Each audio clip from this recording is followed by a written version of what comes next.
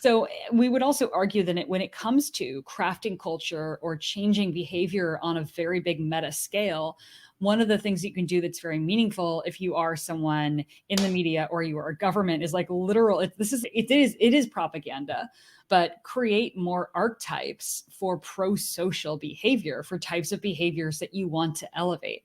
And this is actually something that we saw back in the 1950s, 60s, 70s. There were literal propaganda / instructional videos by organizations like Coronet Films that were distributed throughout high schools and middle schools that showed ideal behavior through these little vignettes. You could have a huge volume of media all with the exact same model being shown to people and the exact same types of toxic behavior. Yeah, so like the trope of the wife or girlfriend who's always like rolling her eyes at and sort of like pulling her husband down a peg, like, oh, like my husband. And there's like very few depictions of wives that aren't like secretly smarter than their husbands now, and or that are like snide toward them and dismissive. Like, would you like to know more?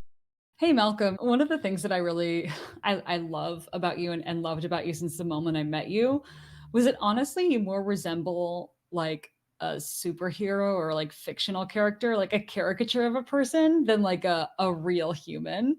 And I love that has evolved into something of a more nuanced life philosophy or even like psychological philosophy of yours. And I think it'd be really fun to talk about it. Yeah, I'd love to dive deep into this. And I think the point we're going to get to in this is that I hate to say this, I choke on these words, but oh no, I think representation actually does matter in media. And we'll get to why representation matters. And it doesn't matter in the way that progressives think it matters. And that the way they're optimizing on representation is probably not the best way to optimize around representation. But that representation actually has a huge effect on our emotional states and the way we construct our self-narratives. So first, let's talk about how human emotional states work within this theory. So a theory of mind, when you use the term theory of mind, what you're talking about is our ability as humans to mentally emulate the mind of somebody else or mentally model the mind of somebody else and predict what they are going to think or do next. This is very useful for all sorts of things. Like when you are having an argument with someone in your head after you stop talking to them and you are emulating their positions in that argument, this is what you're using. You're using or if you're hunting an elk and you're trying to imagine what the elk will do next so that you can properly track him. Yes.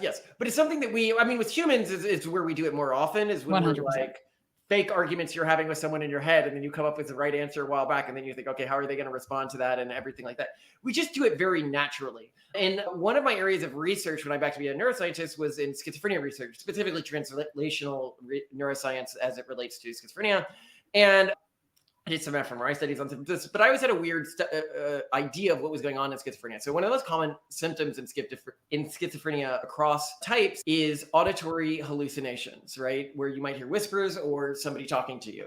What I hypothesize might be going on, and this would actually explain a number of other schizophrenia symptoms, is that they have a hyperactive theory of mind running in the background all the time. So using transmagnetic stimulation, you can do something where you hyperactivate a portion of a person's brain so it can become activated with less of a threshold. So an example here would be like you hyperactivate the part of their brain that's associated with like the letter A, and then you show them the letter A and they'll say A. And they won't mean to say A, but they'll just be forced to say it because the neurons around that area were firing. It was already hyperactivated, and then it just forces a full saying of it. So in schizophrenia, what I think is it's this theory of mind system, which is hyperactivated and activates accidentally all the time. That's also what causes magical thinking. This is like if you see an arrangement of items in a store window and you assign agency to it, like it's trying to tell you a message, right? It's also what would describe paranoia, right? Okay, what really is paranoia? It's applying agency, like a theory of mind, to some external force, like a government or something like that. Oh, that helicopter, that must mean that this other entity is thinking X or Y, right? And just so many weird and seemingly disparate schizophrenia symptoms can be seen from this hyperactive theory of mind. So this theory of mind is very important to how all humans work.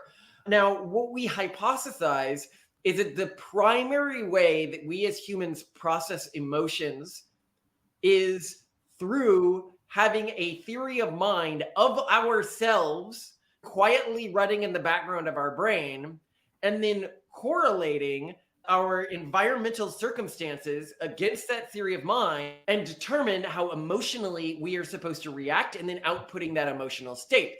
This is why, for example, if you're a little mad about something and then a friend comes to you and they're like, you should really be a lot more mad about this than you are. Can't you see how bad what they did is? And you begin to get really angry about it all of a sudden. So if I can recap, basically, most people subconsciously have a model of who I am, like their character sheet of I am this fancy woman, or I am this powerful man, or I am this creative, quirky artist. And then when life circumstances happen, when you are about to react, there's this internal question of, well, how would the quirky artist react? And then that's how you react. And that's why Malcolm is saying that sometimes people can even prime or prompt this of, well, you should be outraged. And then suddenly you're like, I should be outraged, because we're not that clever. We're not that conscious. We're not that cognizant. We're not Right. that stable as sort of internal characters. But this is meaningful. And why this theory of Malcolm's is really meaningful and why I love it a lot is that if this is true, and based on like our anecdotal experience, we find it to be compelling. It means that if you change the way that you view yourself, if you recontextualize yourself, if you change that character sheet, you can also change the way you react to things. So, for example, if you view yourself as a delicate person with severe trauma in their past and high anxiety issues and all this other baggage, obviously when bad things happen to you, you're going to react in a way of, well, I can't get out of bed today. Well, great. Like now everything's ruined. If you see yourself as a spoonie, well, sorry, my pain is too great. That's it. I only have 3 spoons today and I just spent them getting out of getting out of bed and eating breakfast. So this means that if you rewrite that character sheet, I'm a resilient person. I react to things very optimistically. Whenever a problem comes up, I'm smart and resourceful and I look on the bright side and I solve it. We actually believe that you can react much more favorably and optimally to situations, be they positive or negative.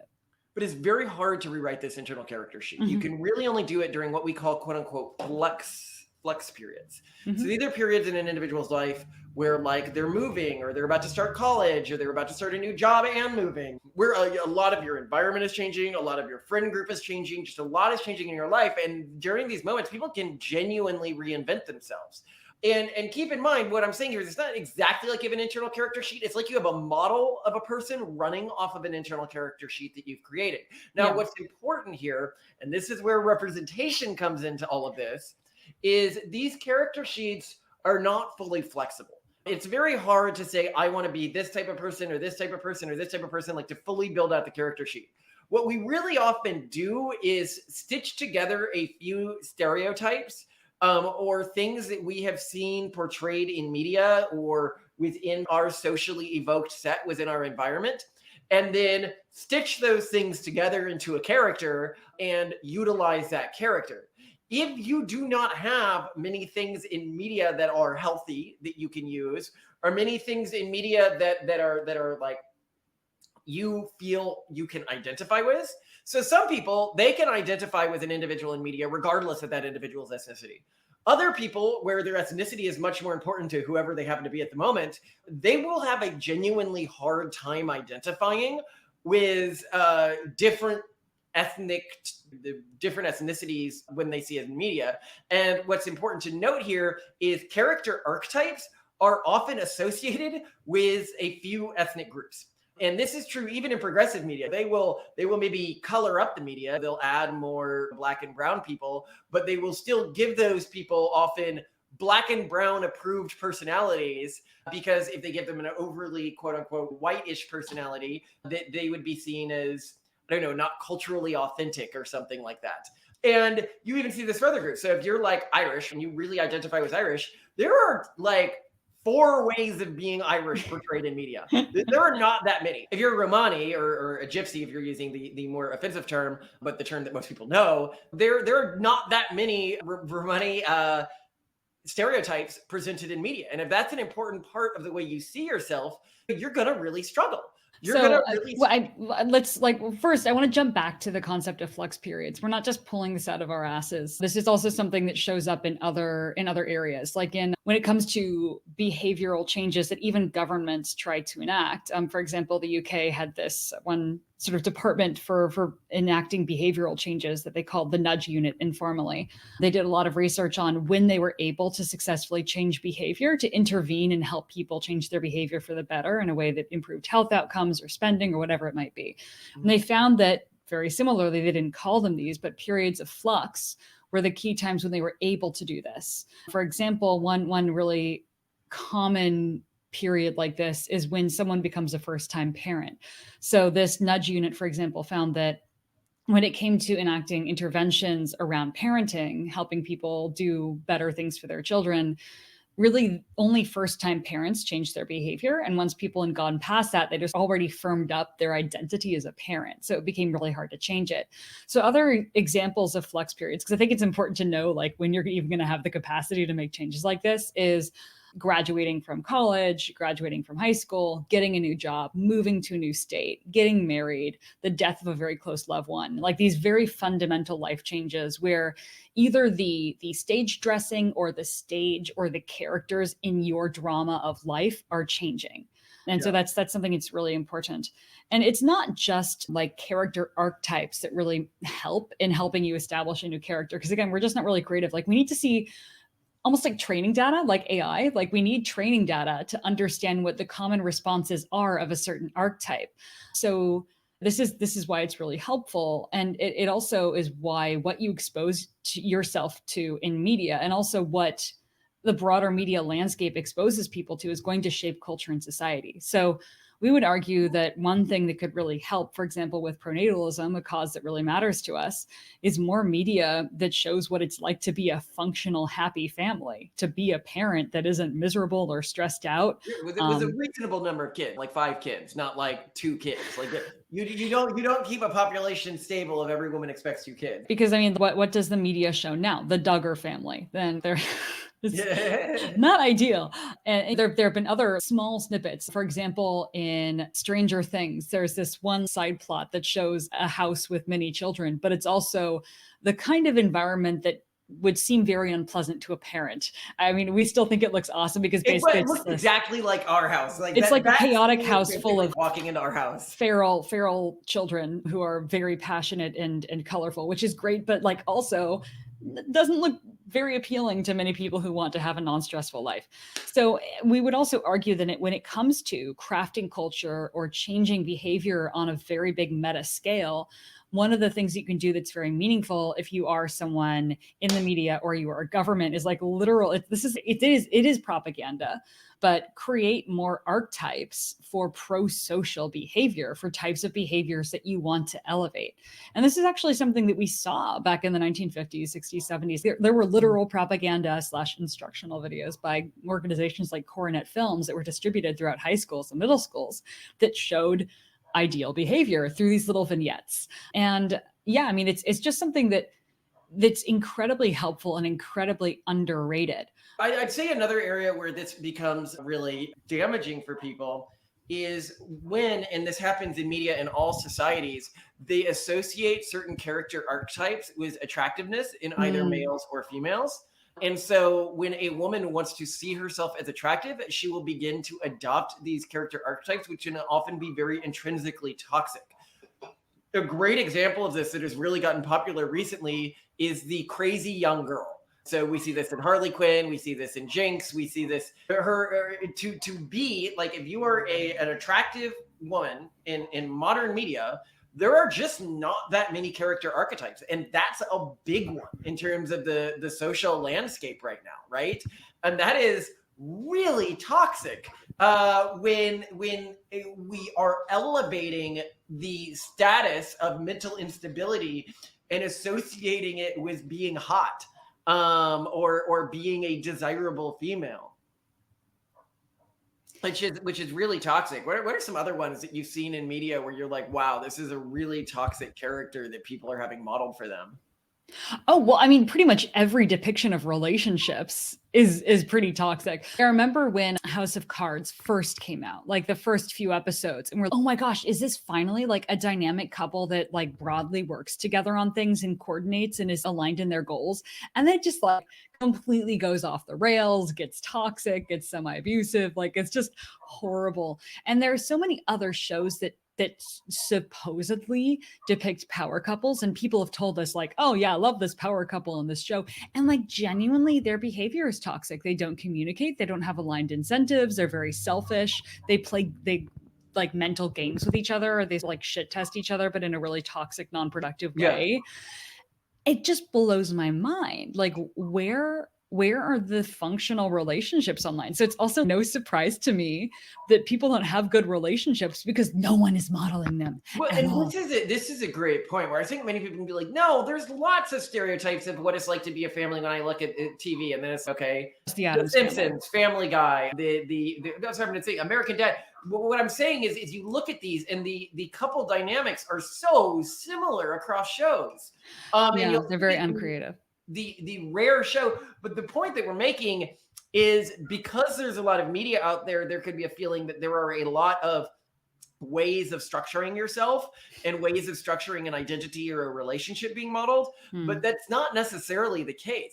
You could have a huge volume of media all with the exact same model being shown to people and the exact same types of toxic behavior. Yeah, So like the trope of the wife or girlfriend who's always like rolling her eyes at and sort of like pulling her husband down a peg, like, oh, like my husband.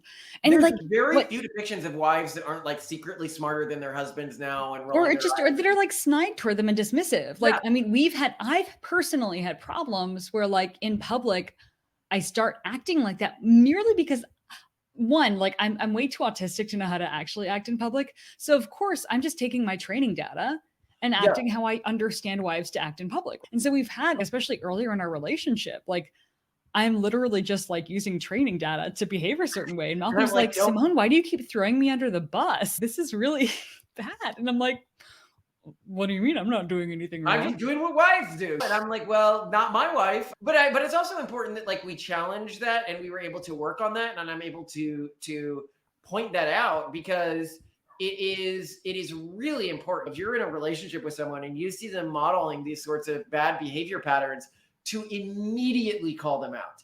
And not like psychologist nonsense, right? People are like, oh, I need to go relationship counseling or go to a psychologist, and that's how I change myself. No, just like nut up, man. If you're doing something and it's not aligned with who you want to be, because these models we build of ourselves, they're not who we want to be. It's just like short form. I guess this is who I am right now. And we can fall into them. If it's not aligned with who you want to be or what you want to be like as a relationship, nip it in the bud as quickly as possible. Because the more one of these behavior patterns replicates over time, the harder and harder it's going to be to change without changing your environment.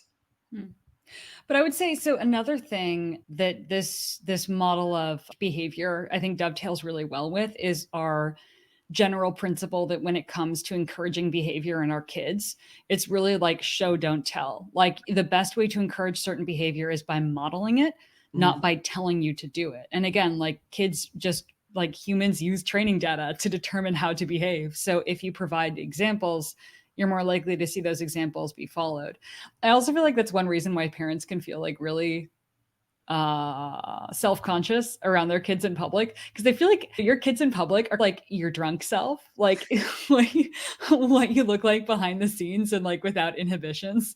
So people get really, really embarrassed because their kids start saying stuff that like they would say behind No, and closed I doors. actually think a really important thing about kids and drinking and stuff like that is I think that to a level we all have like underlying pre-programmed behavior patterns.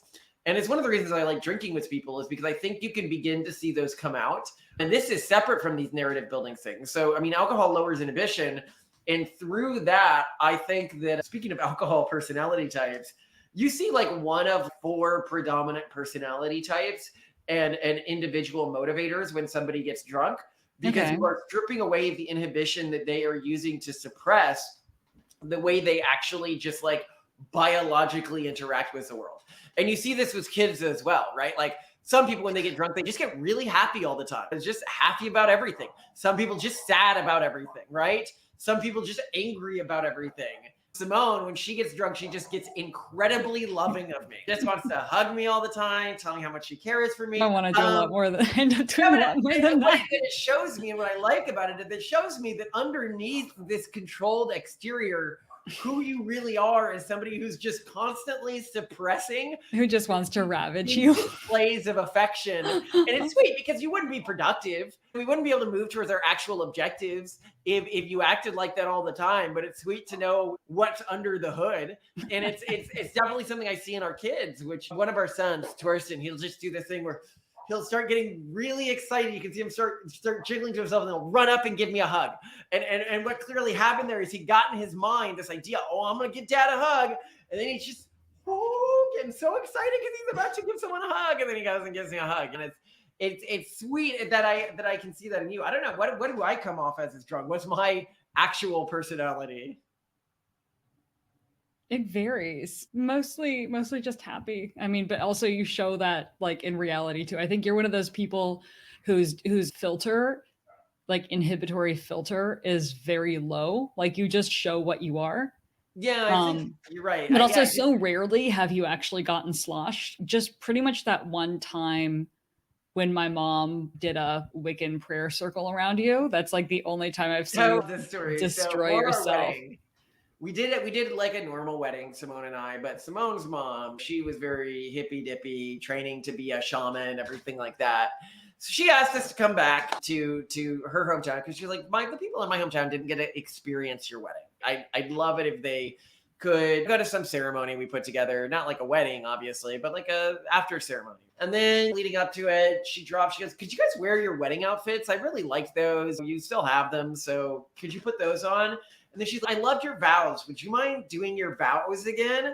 And then she freaking ambushes me with 2 concentric rings of people like moving in opposite directions and she did like this. She goes, I want to read something. And it's like this shamanistic thing about trees and roots and nature. And Simone is looking in my eyes. And what I remember the way you described this. Malcolm, just don't do a goddamn thing. Don't. I didn't do anything. You didn't know. Your face is like bright red, just bubbling up. And then after that, you just got hammered. I have never seen you so freaking drunk in my life. And I think at that point, I am so anti all of that nonsense, but I respect your family, and so I'm being very courteous. But it was such a that was very hard on you. It was very sweet. It was very sweet that she wanted me to get married in her cultural way, and her culture, or the culture that she had adapted, was a very Wiccan pagan culture, which is very different from my cultural value set. And I would have gone along with it had she told me going into it anyway. It's you gotta keep family happy, right? But it was that was the one time you saw me get really drunk. Yeah.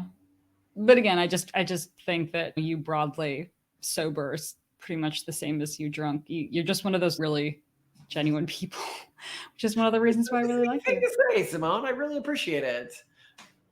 Well, so what would your advice be for someone who's like, all right, I don't like the way that I react to things. I react too angrily to things, or I don't like the anxiety that I have, or I just feel like I could respond in a more opportunistic and optimal way when life throws me curveballs.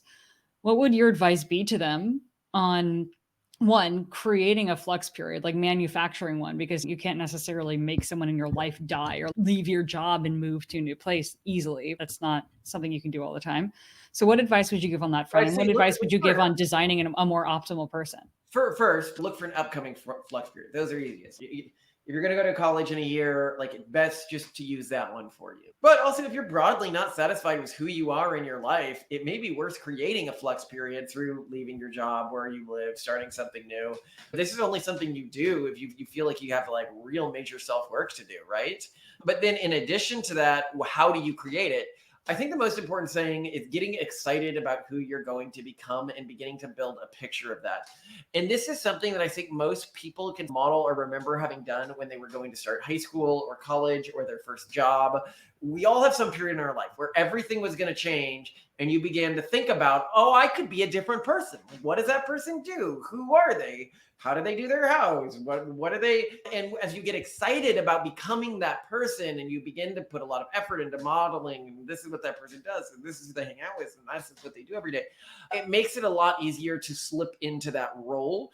If you don't have good social archetypes for what that character looks like, right? Which can be really hard for people. Then, especially people who don't have a lot of experience with the sort of like creativity or whatever, right? Try to create your own. This is where things like role playing games and stuff like that can have active utility in your life, is that you can learn how to act like and pick up and think like another character and test different archetypes that you can then build into yourself during your next flex period. Because who we are, like people are like, no, I am who I really am. But what do you mean who you really are? Like the serendipitous things that happen to you throughout your life that you had no control over. So you're just like a sticky ball that's been rolling down a dirty street. That's who you really are. Or are you someone who has intentionally constructed their internal character? That seems like much more you than a you that was chosen serendipitously for you. Any conscious decision on your part. I mean, would you have any additional advice? Yeah, I think I'd add that also to our earlier points, the media that you choose to consume really does matter, and that you will probably start to passively model behaviors that you see. So if you're watching or consuming a lot of media, and this isn't just like TV shows and movies, it's also music that just models bad behavior that isn't going to help you. If you're depressed and you're listening to a bunch of sad songs and watching like shows that are like really depressing with like people who are dysfunctional and mentally ill, okay, that's gonna prime you to do all that bad stuff. I know the research on priming is now going through a replication crisis, but it's going to give you bad training data. I would also say that, and this is, I think, a lot harder to deal with, the people that you surround yourself with may need to change, because they very much reinforce who you are. And many of them will not want you to change. And I've changed myself pretty significantly since I've met you, Malcolm. And a lot of that, it was notable to see how some people were very openly against the new me, and they did all sorts of things to both shame me for changing and try to change me back. So you may have to break up with friends and family, or move away from them, or stop spending time with them, or just set really clear boundaries. Like, this is the new why me. wouldn't you? I mean, of course, they built a relationship with the previous With that person. you. Yeah, and That now was that person's gone. that was valuable to them. When you become somebody new, somebody more aligned with your actual value system, you become less useful to them as a friend. You're no longer who their friend was. Like, why wouldn't they? Yeah. They're But I not. mean, I think it's important to acknowledge that this stuff is really hard. And I think it's one of those things where, unfortunately, the vast majority of people are going to hear this and they're going to say, well, nope. Like I've had people, I've had people be like, "Oh, you've had 3 kids. Like, how are you so thin?" And I'm like, "Oh, it's easy. I just weigh and measure everything I eat and make sure that I eat the same number of calories that I burn every day." You exercise how many hours a day? I don't know. Yeah, I work from a treadmill desk, but I think the more important thing is just the calories. But they're like, How "Oh many yeah, hours I'm a day never do you gonna." exercise? Sorry, you are underselling 4? I mean, I'm probably walking 2 miles an hour, 4 hours a day. Oh, okay, 4 to 5 hours a day she's exercising every. That's not walking 2 miles an hour is not exercising. It's like slowly moving while typing.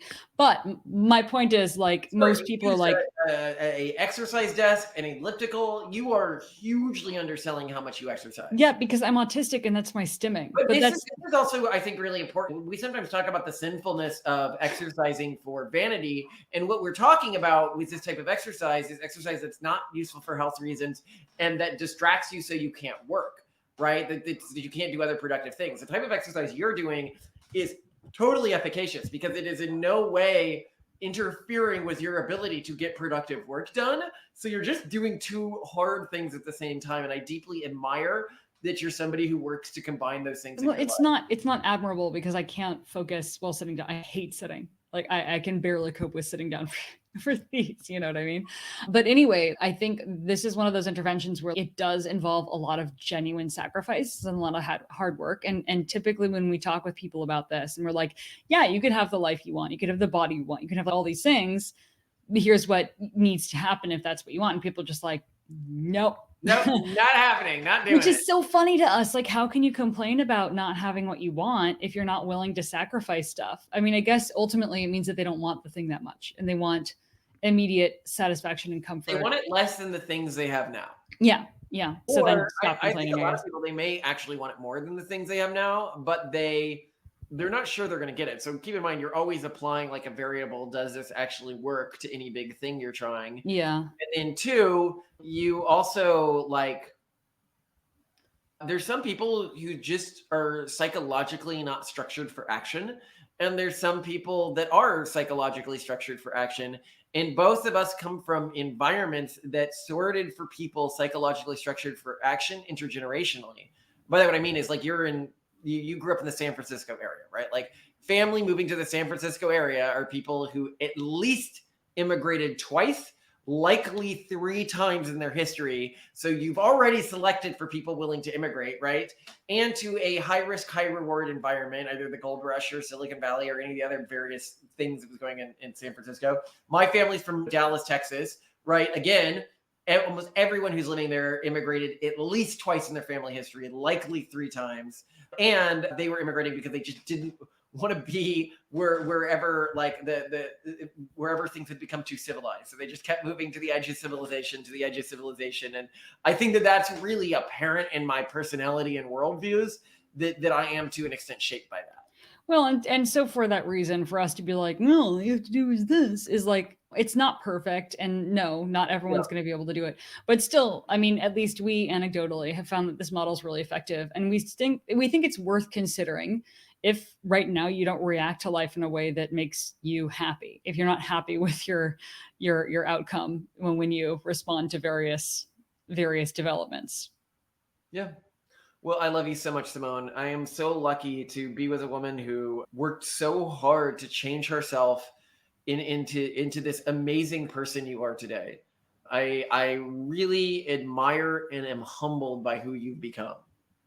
I appreciate that, Malcolm. I only really was able to make those changes because you allowed me to. Like you showed me that I could become who I wanted to be instead of who society like left me as, and I really appreciate that.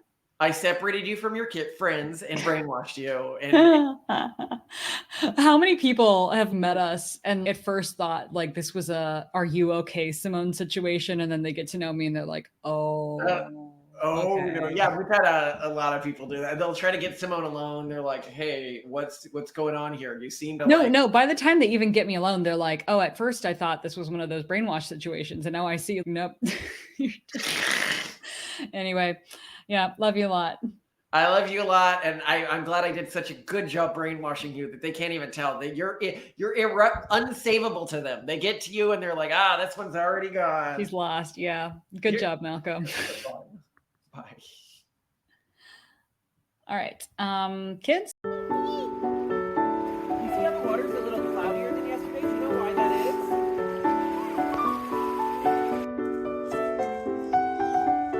So dirty.